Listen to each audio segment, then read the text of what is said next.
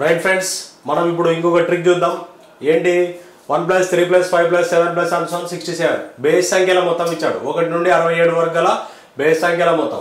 ఇలాంటి క్వశ్చన్స్ ఇచ్చినప్పుడు ఏం చేయాలంటే సింపుల్ టెక్నిక్ చెప్తాను. 67 ఉంది కదా, 67 + 1/2 68 అవుతుంది.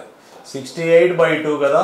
సో 2 1 జా 2 3 జా 2 4 జా 34 ఉంది కదా. దీన్ని డైరెక్ట్ స్క్వేర్ చేసేసి 34 స్క్వేర్. 34 స్క్వేర్ అంటే ఎట్లా చేస్తాం? 34 స్క్వేర్, 4 స్క్వేర్ అంటే 16, 3 స్క్వేర్ అంటే 9, 3 4 12 12 24. So 6 5 11 1156. This is our answer. 1 + 3 + 5 + 7 + and so on 67 ఎంత వాల్యూ వచ్చింది? దీనికి ఏం చేస్తామంటే 67 + 1/2 అంటే 68/2 అంటే 34. 34 స్క్వేర్ ఎంత? 1156. So right.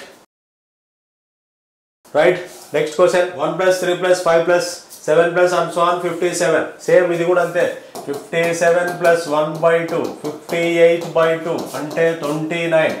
So direct square 29 square. So 29 square ఎంత? 9 స్క్వేర్ అంటే 81, 2 స్క్వేర్ అంటే 4, 2 9 18, 18 2 జా 36.